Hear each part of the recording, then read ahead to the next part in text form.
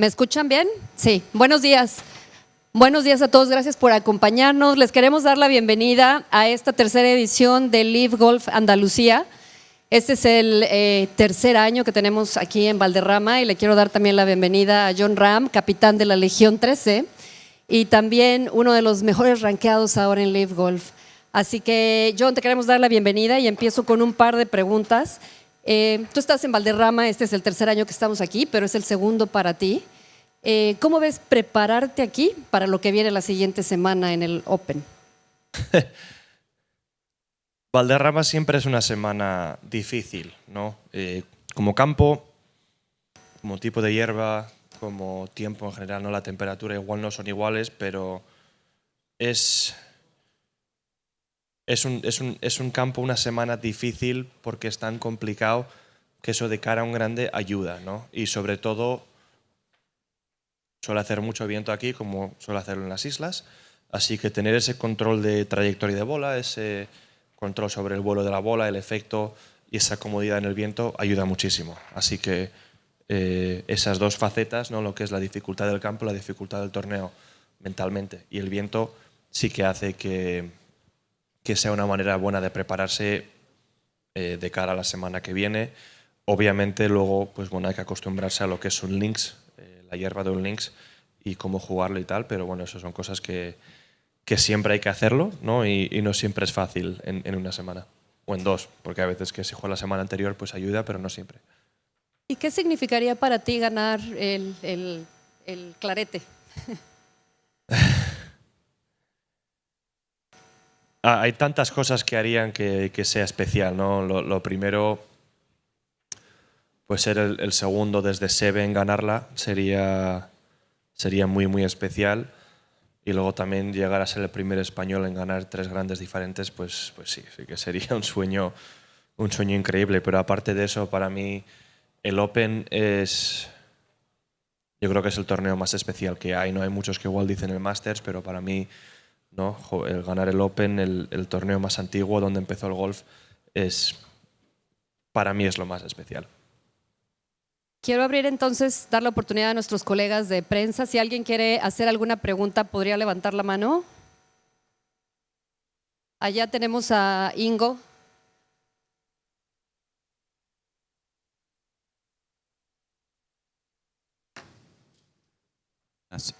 Jordi Quixano del diario El País. Quería preguntarte, siempre aparte del viento y todo lo que comentabas, también se señala mucho los greens, que son muy complicados. ¿Realmente son tan complicados para gente tan buena como vosotros? Es una combinación, ¿no? Si el año pasado estaban duros y rápidos y a eso le sumas el viento, sí, hace que sean difíciles, ¿no? No todos los greens son complicados, pero los que son movidos son muy, muy difíciles, ¿no? El 14 es un green muy complicado, el 15 es un green muy complicado, el 17 no hay. Yo creo que igual, si empiezo a contar, hay 7, 8 que son muy, muy difíciles y el resto, el viento y lo duro y rápidos que están, hace que sean difíciles. Pero mayormente es lo pequeños que son. Hay que pegar golpes muy certeros para poder darte una opción buena. De todas formas, de cara a Valderrama, todo es difícil. Hay cosas más o menos, pero todo es difícil. Hola, Jon, buenos días, Egunon. No sé si también para un español ganar por fin aquí también te motiva igual casi que un mayor, ¿no? Salvando las distancias, pero jugar delante de tu público, ¿no? No sé si también tienes esa presión añadida. Hace que sea especial, está claro, y es una motivación extra. He tenido la suerte de ganar en Madrid 3 veces, pero Valderrama es como campo y como historia y como legado que tiene, ¿no? Es un punto casi más. Así que sí que hace que sea muy, muy especial para, yo creo, para los 5 españoles que estamos aquí. Y bueno, mucho quiere decir que jugadores como Miguel Ángel, como Chema, como Sebe, no hayan podido ganar aquí. Que creo que el único que ha ganado es Sergio. Que lo ha hecho muy bien, ha ganado 4 y ha quedado segundo 10, 15, 20 veces, ¿no? Pero que grandes jugadores como ellos no hayan podido ganar quiere decir lo bueno que es, lo difícil que es este campo. Adelante. Oye, no sé si me escuchas ahora. Ahora sí. Soy David Martínez, de Televisión Española. Quería hacerte una doble cuestión, si me permites, ¿no? Primero, a ver si puedes valorar lo que significa venir a jugar a Andalucía, ¿no? La calidad de los campos que hay aquí, con Valderrama como estandarte. Y después te quería preguntar si un campo tan exigente como este, como tú mismo has dicho, te está sirviendo, te va a servir para mejorar a lo mejor algún aspecto de tu juego que tú quieras cuidar de cara al British. Voy a responder la segunda primero. Sí, venir a un campo como este, que sea tan difícil en todo aspecto, como he estado comentando, ¿no? Con el viento, con los greens, con los golpes desde el tee, los golpes a green, hace que si has estado trabajando en algo y si va bien, vas a notarlo directamente en el primer hoyo, ¿no? Porque aunque sea el primer hoyo un viernes, cada golpe es difícil y vas a tener cierta presión y cierta tensión, ¿no? Así que de cara a un grande, si algo no está funcionando bien, lo vas a notar directamente y bueno, ya vas a tener tiempo suficiente para igual mejorarlo un poco más. Y bueno, el poder venir a Andalucía, yo creo que he tenido la suerte de venir a jugar muchísimo, de amateur y de profesional, y cada vez que vengo, no sé, casi es mejor, ¿no? El tiempo siempre es bueno, los campos son siempre estupendos, la hospitalidad es increíble y bueno, como en toda España se come bien y sobre todo para los que vivimos fuera, pues el poder venir y comer bien y tener buen tiempo es algo que quiero aprovechar. Así que es una gran semana y se nota cómo gusta a todos los jugadores porque veo más familias, no veo más niños, veo más gente involucrada en el torneo que no sean simplemente jugadores o gente que viene a trabajar, ¿no? Vienen mucho más de vacaciones, incluso gente que viene antes o se queda después. Eso quiere decir que obviamente les gusta, lo pasan bien y quieren aprovecharlo. Muy bien, tenemos una pregunta aquí. Buenos días, soy Carlos Pérez de la agencia EFE.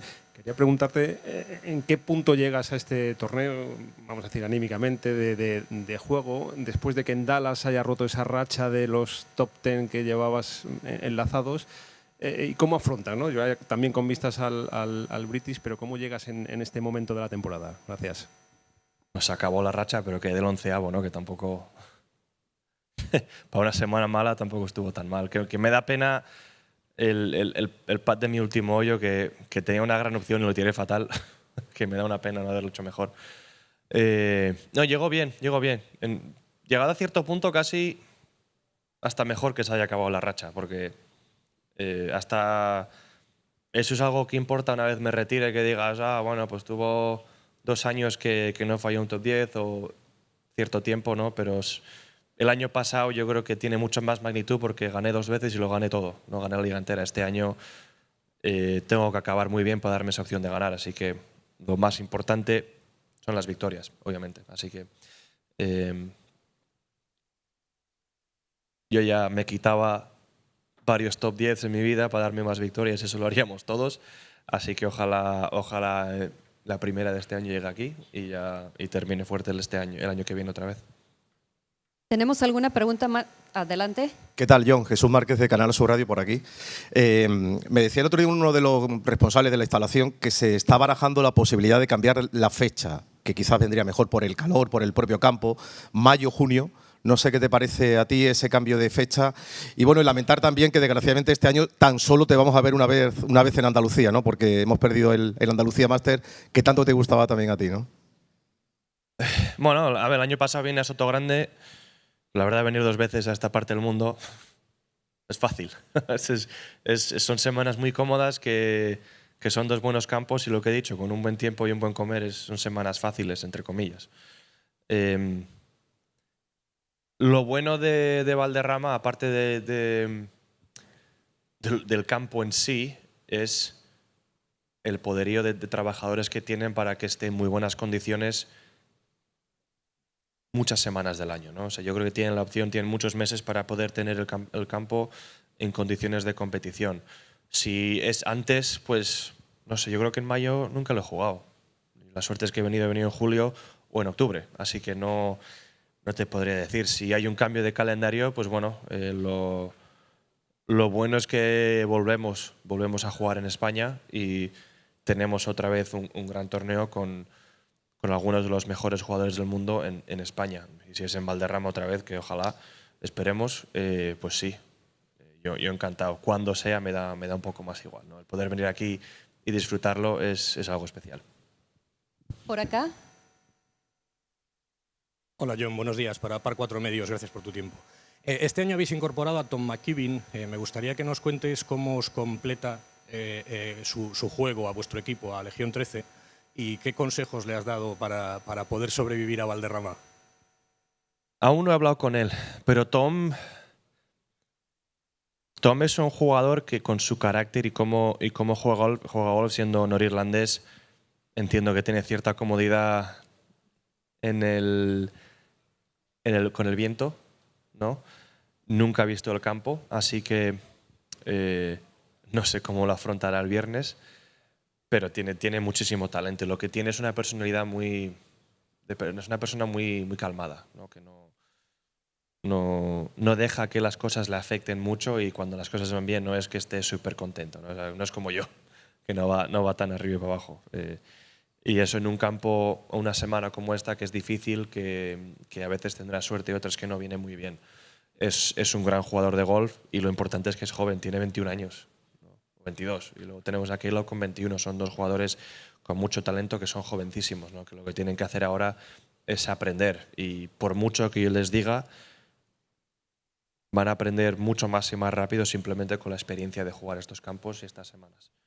Yo, por lo que he vivido, te puedo decir que Valderrama, por mucho que te digan, simplemente hay que saber jugar y hay que lucharlo. Y pues si sale mal, al día siguiente ya irá, si hay suerte, va un poco mejor, ¿no? Pero hay que ver el campo con vientos diferentes, ¿no? El de levante, el de poniente, con condiciones diferentes, para aprovechar y aprender máximo posible y aprender cómo jugarlo. Una pregunta más en español. Sí. Hola John, buenos días. David, de Casa Club de Canal Sur. Te quería preguntar qué diferencia principal ves en tu perspectiva del torneo con respecto al año pasado. Al margen del top 11 de las anécdotas de hace 2 semanas, ¿qué diferencias tienes? Es tu segundo año en el LIV, llegas prácticamente igual en cuanto al número de victorias, con el British después. ¿Tú qué aprecias de diferencia del año pasado a este? Hombre, el año pasado fue un cambio, obviamente un cambio drástico a mi carrera, ¿no? Un primer año en LIV en el que al principio tuve que aprender mucho, ¿no? De cara a ser capitán, de cara a lo que eso conlleva cada semana. Este año pues ya sé lo que esperar, pero ya sabía qué esperar. De todas formas, el venir a jugar en España siempre es algo especial, ¿no? Y vengo casi, no sé si rejuvenecido o más energético por pues la suerte de poder venir a jugar a casa ante el público español, ¿no? Que el apoyo que me da es increíble. Así que siempre que vengo, ya sea al torneo, me da igual cuál sea, vengo con un sentimiento especial, ¿no? Que no tengo en cualquier otra semana. Así que vengo con muchas ganas, mucha energía positiva, y a ver si consigo jugar bien. Y bueno, si no gano yo, que gane otro español. Si gana Sergio, bien, pero a ver si gana otro, que ya gana suficiente aquí. Y estaría bien que de los 3 otros españoles jóvenes, que su primera victoria sea en España. No sé, sería algo muy especial. Y si no, obviamente, Sergio y yo también. ¿Tenemos una pregunta más? ¿Es okay? Yeah. Sorry, just a second. ¿Alguna pregunta más en español antes de que cambiemos a inglés? ¿Todo bien? Please, go ahead. Thank you. I wonder, is Ryder Cup a part of your season plan? Yes, it's always been. In reality or in dreams? Both. I can still qualify, so hopefully I qualify and it's a reality. I'm pretty sure I'm going to have to win next week, but it's a possibility. And if not, we'll see what happens. But I like to think that I've played good enough to, if possible, be a pick. What would it mean? What would it mean emotionally for you? It's hard to explain because it means so much. It's such a special event. The last 3 have all been incredibly wonderful in different ways. Even in the loss, the process throughout the week, the camaraderie, the friendships, and the memories that are made are quite special. So, but the last one in Rome was so much fun. It was so incredible. We made such a fun team and such a fun week work that I want to be a part of that again and hopefully help Europe win in US soil again. We have another question there. Hi, John. You've showed a level of consistency that we've become very familiar with from yourself this year, but you haven't been able to get that win. What do you think the missing piece is for you at the moment?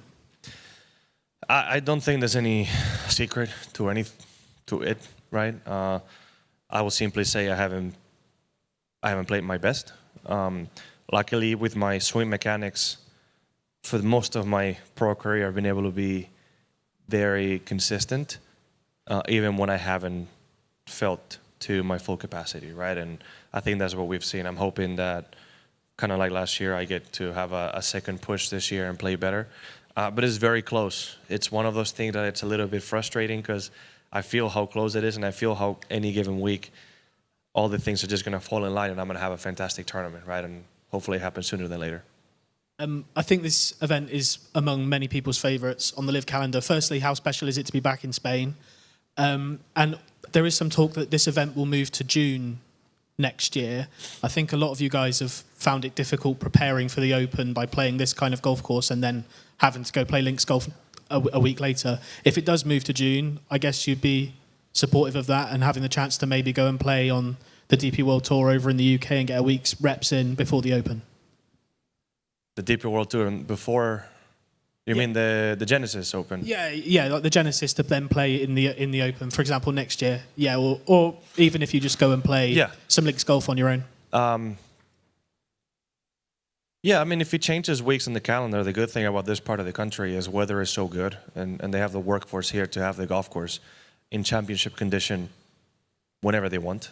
So you have a very large part of the year where you can host it here. So luckily, that's not an issue, right? It's such a wonderful golf course, such a wonderful venue that every player that I've talked to, it's not everybody, but a lot of them love it. I see a lot of families come this week, and some of them even come early or stay late because it's just wonderful to be here, right? Food's good, people are good, course is good. There's not much to really, anything else to ask for.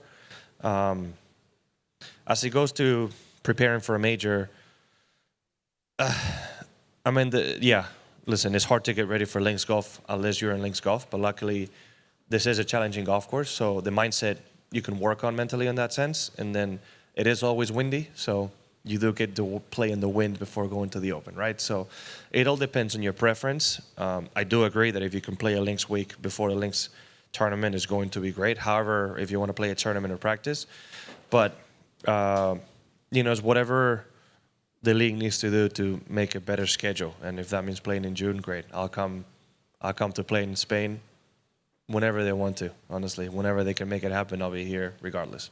And just finally, you said it was a great event for families. Have you brought the family with you this week? Yeah, well, I mean, part of the family lives in Spain, so that's fairly easy. But they'll be here. Yeah. Nice to bring the kids to Spain, I guess, having been based in the States for a long time. And they are actually possibly arriving in the next hour or so. So I'm excited for that. Once my practice day is done today, I'll be able to spend the afternoon with them. And yeah, I mean, it is for me to have my kids be coming to where I'm from, where I think my oldest is coming to understand that I grew up somewhere else, right? And it's coming to know that it's also going to be a part of them, right? I think it's just some values that I think that I would like them to learn, and I think that's one of them, right? And it's wonderful for me to have them here. Thank you. One more question there. Hi, John. It's fair to say you've got pretty good links form in Ireland over the years. What is about that over there, and how much confidence do you take from that into Portrush? I don't know what it is. I think every week I've had in Ireland has been such a wonderful experience. Whether it's the golf course, the tournament, the people, I don't know. I really couldn't tell you exactly what it is, but every time I've gone, it's been overwhelmingly positive. So I think that's led to me playing good. Or simply the fact that the first ever time I went to Ireland, to Porsche Tour, Northern Ireland, I played so good that it just kind of carried on. But yeah, every experience I've had there has been great. You know, the times we've gone, even if it's on time off with the family or tournaments, it's always been such a great one that whenever I go back, I think I feed off of that. But when it comes to golf, I don't know if there's any secret to it, really. Ingo? Hey, Jon. My Spanish colleagues were asking you, I think, a lot of Valderrama, how special it is. My Spanish is not good enough. Would you do me a favor and just repeat it in English again? The what, sorry? They were asking you about Valderrama, how special it is, and the course history. I just recognized some words. Well, I think the main question among, in Spain is usually how special it is for us to be back here, right? To be able to come to a live event and play in our home country in front of the home crowd in a great golf course, like in a great venue like Valderrama. Yeah, I mean, it's wonderful. There's a lot of history to this course. There's a lot of legacy to this course. It's extremely difficult. And the fact that Sergio is the only Spanish player to have ever won here that's playing in LIV, because Jotaegis won. Adrian was able to win a record margin with a crazy score that I don't think anybody would have ever thought of, right? It's just a challenge in every way. And to be able to win at a challenging golf course at your home course, it's special, right? Playing with Sergio last year on Sunday and being there on 18 during the playoff and seeing the crowd embrace and what he meant to him at the end was so much fun to be a part of. And I've been able to win in Madrid. I've been able to win here. So if my first win of the year would be here, it'd be quite special. You're playing all over the world, mainly really good golf courses. Where do you rank Valderrama?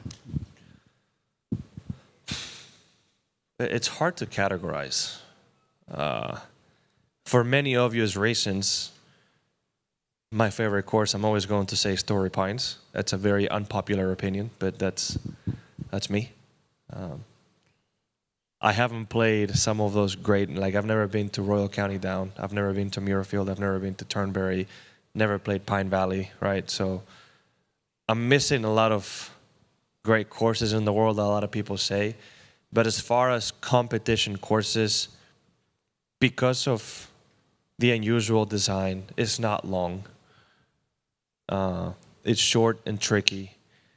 I always kind of, for people that don't understand, I compare it a little bit to Harbor Town or the old Colonial for US people, right? It's just not long and it's usually tricky weather. And in a golf course where, for the most part, if you shoot even par, you're going to be top 10, 99.9% of the years you play here. And sometimes you're going to win. Shows how unique it is. I will say I would put Valderrama in my top 5 of championship courses for sure. It's hard to argue against Augusta National, right? It's hard to argue against some great open venues like St. Andrews. I thought the more I play Royal Troon, the more I like it, right? This is some major venues that are hard to argue against. So those excluded, this one might be top 3. Yeah, we have another question next to Ingo.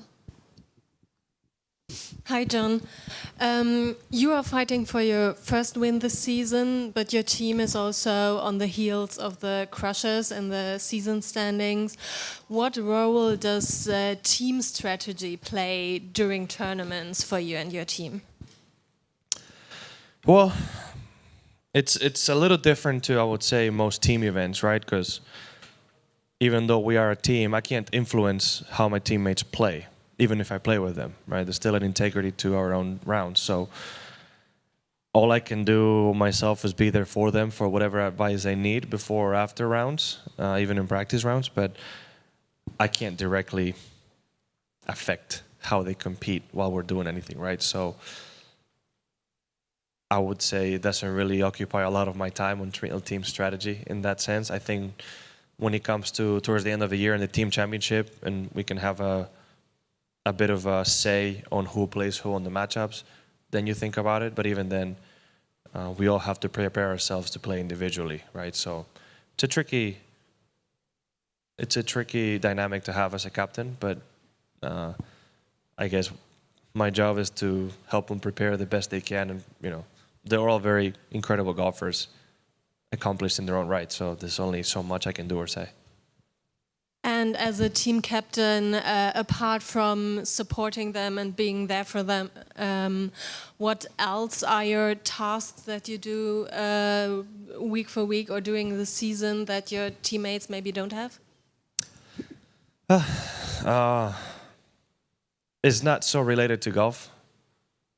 Right, on course is the same. It's maybe more duties off the golf course, more meetings, more decisions to be made when it comes to sponsors, outfits.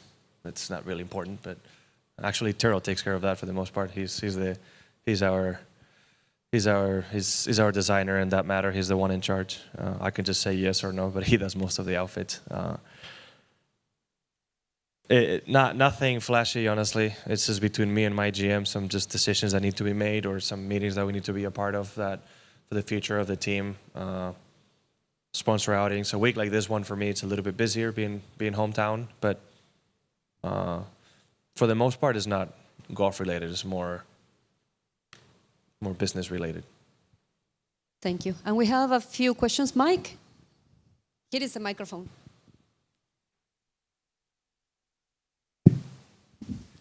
Just curious, Jon, what's the shot you most enjoy hitting on this course? The shot? Mm-hmm. Hopefully if you win the last one. Otherwise, there's so many shots here that if it comes out well, it's so satisfying because of the danger that just lurks everywhere. I would say any par 3, if you hit it on the green, you're happy. Especially in the back 9, 12 and 15. Are two beasts of par 3, small targets, for the most part, almost always into the wind, inside wind, right? So if you put it on the green on those two, that is, you're almost prancing to the green. It's, you're happy. On the other one it's almost 18. If you put it on the fairway in 18, which is extremely difficult, no matter how you play it. It's a really good feeling. Just being able to hit that tee shot and see it, if you see it go on the fairway, goes through the trees is kind of tricky. It's special. Yeah. And even if you're on the fairway, hopefully with the clear shot, because out here you can hit the fairway and have tree branches on the way and have to maneuver the ball a little bit. So, it's just hard. Has there been one shot that's been particularly troublesome for you through the years here? All of this is just so many. I would say that one that's trickiest to actually put in the fairway with a good look, it might be the second hole. Just because of the tree. Like you can choose to lay back, but even then you have the trees on. Like if you lay back short, you still don't have the longest club in the world, but you still have the trees on the way and you can't really see. If you choose to go past the tree, it's very easy to go through the fairway. You have a clear shot, but now you're in the rough, windy conditions, impossible firm green. So it's just not easy in general. You have to make a decision and just live with it however it goes on that hole. But yeah, that one seems to be just a bit of a headache because it's hard. You want to push it, but you can't, right? You have the tree in the middle of the fairway. It just makes it tough. There's a lot of tee shots we can go on here that just are very difficult. But if I had to put a few and play 2, 8 for obvious reasons, but then 16 and 18 are just tricky. They're hard to actually put it in the fairway with the clear shot. Thanks. Bueno, pues ha sido un lujo tenerte por 30 minutos. Muchas gracias, Jon. Gracias a todos. Un placer.